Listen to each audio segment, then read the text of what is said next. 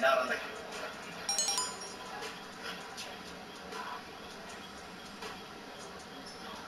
I'm here at work and I just got done crying.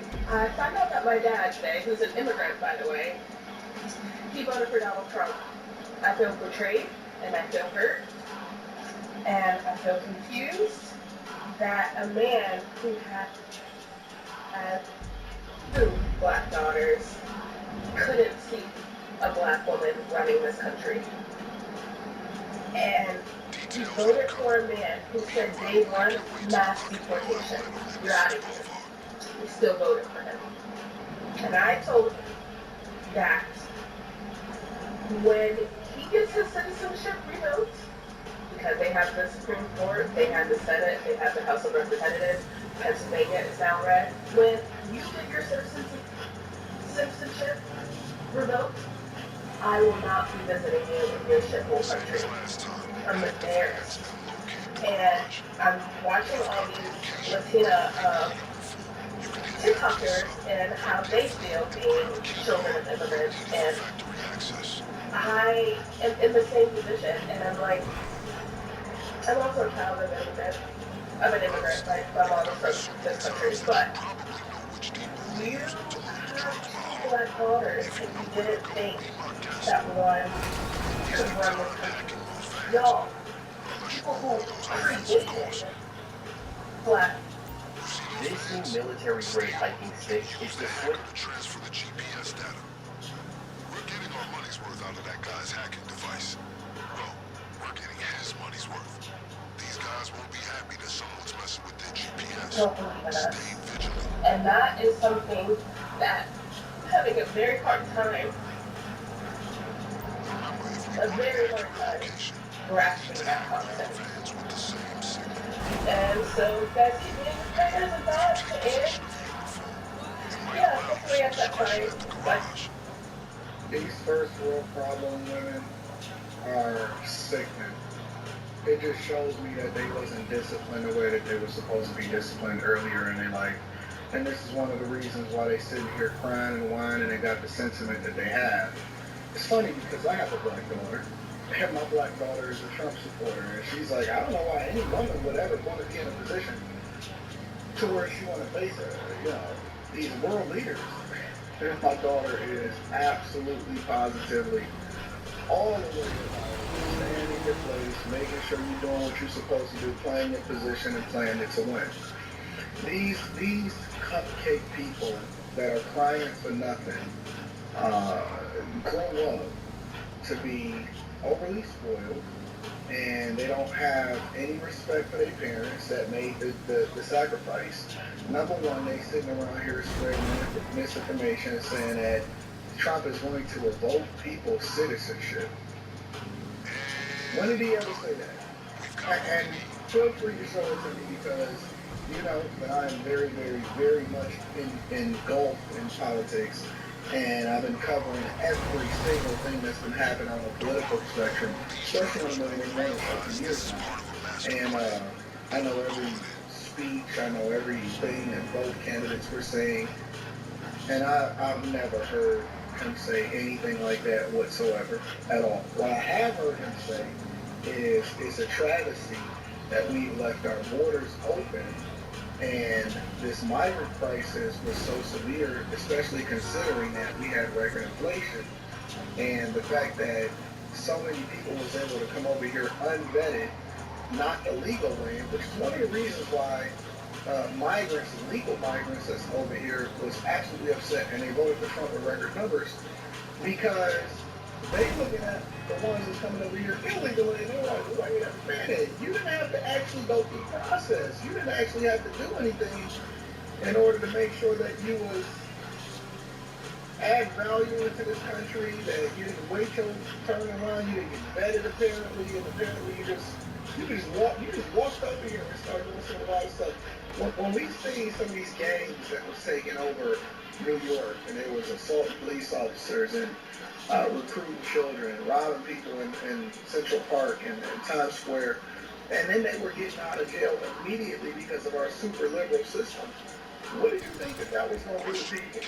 What you thought that they were going to be like, oh, okay, no big deal.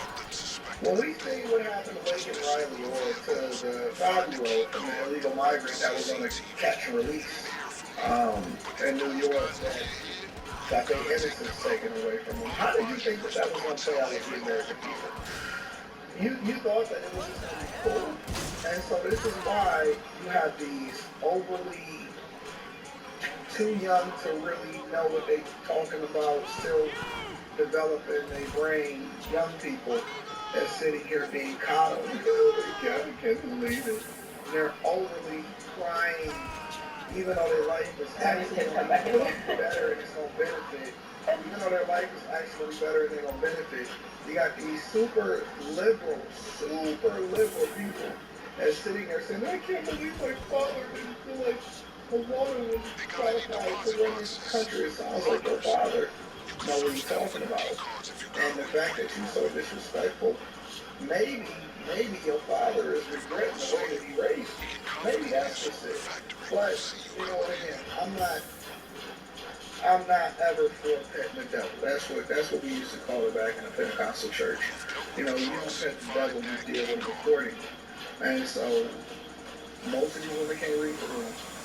They have no real reason as to why they're being mad. Don't just keep that. I'm terrified. I don't look like you. How do you eat like that and look like that? Because I'm a nut. Now I do. Okay guys, let me tell you about how this woman changed my life. I was going through my For You page and this woman popped up talking about gut health and or whatever. And I thought, oh great, you know, another young, beautiful Hollywood actress wants to sell me some kind of supplement. So yeah, what else is new? Well, it turns out she's actually in her mid-40s and she has the body and skin health of a woman who's half her age. And I was like, alright, well I have to know her secret. So I'm watching her video and she shares that there are things we can do to reclaim the health that's been taken from us. If you're curious and want to follow me down the rabbit hole, just watch this video. Here we go. So if you look at your body fat mass age, you've got nothing. You've got no fat. Oh, so the percentage of my weight that's fat is 18 pounds. I mean, this is really good. I don't think I've ever seen anyone like this.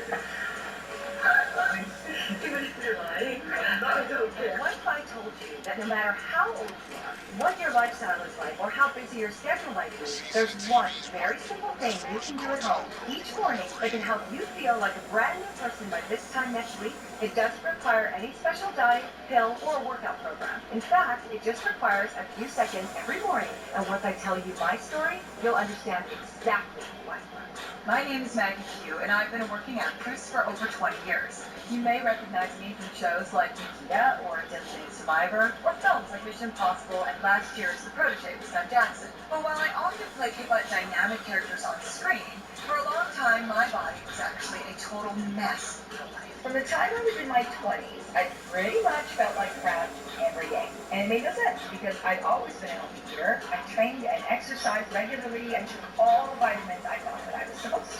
And yet, my face was always puffy like in here. I felt heavy and uncomfortable in my stomach. I had these awful dark circles under my eyes that made me look about 10 years older, which, you know, fun.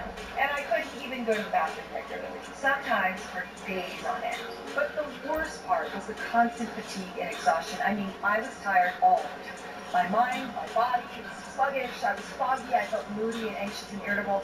It was awful, but for years, no doctor could help me because technically I wasn't sick, they would say.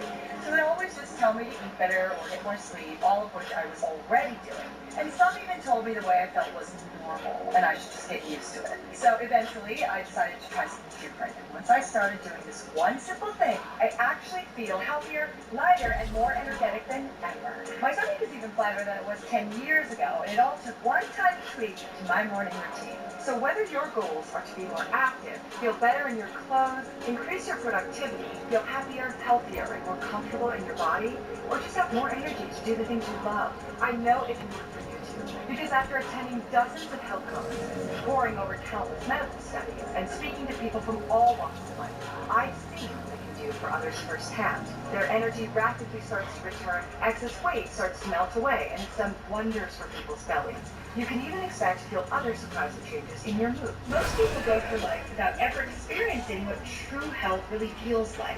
I really just want to shake people and say it doesn't have to be this way. You don't have to accept with age come pain or bloating or weight gain or losing your mind as you get older. That's not even remotely true. It's just so few of us actually know how to make our bodies work properly. It wasn't until a few years ago when I met internationally renowned Dr. Frank Littman that I learned all my symptoms were linked to one system in my body, my gut. Apparently, it's a thing I had in common with almost all of his patients. And what I soon learned is with just a few tweaks to my morning routine, it's actually one of the easiest systems to repair.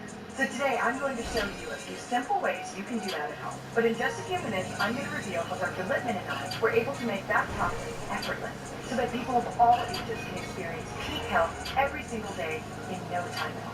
But before we get into all that, back when I met Dr. Littman, the first thing he taught me was about my liver. In this day and age, we're exposed to so many more chemicals than we've ever been exposed to before. And that puts a load on the liver, because your liver is the primary organ. It takes these chemicals, breaks them down, and then excretes them. But before you go spending your money on expensive juice cleanse or one of these liver detox formulas, juice fasts deprive your body of many essential nutrients that can actually leave you feeling more lethargic. And store-bought detoxifiers are often full of cheap chemical additives that can liver the right way.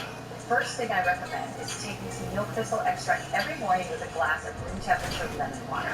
Milk thistle is naturally high in a compound called psilocybin, which supports your liver and helps keep those harmful compounds from slowing it down. Lemon water flushes your liver so that every day you have a renewed liver first.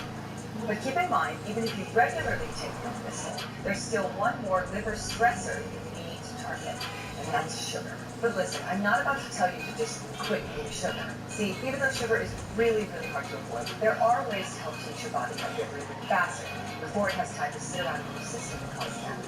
So to combat this issue, I had to couple my milk thistle with something called Genema sylvester extract. And let me tell you, this all-natural sugar destroyer is really extraordinary. Because not only does it help minimize the damaging effects of sugar that's already in your system, it's actually shown to dramatically reduce cravings for sweets and other junk food as well. But here's the catch. While you can technically order cheap diluted versions of this extract online, good Genema sylvester is really hard to come by. So I am going to show you a much easier way to get the same sugar neutralizing effects at home. But first, let's get the most awkward part of my story out of the way, shall we? Going number 2. And I know, poop isn't exactly... They're crying at work. Think about what you're saying right now. I can't emphasize this enough.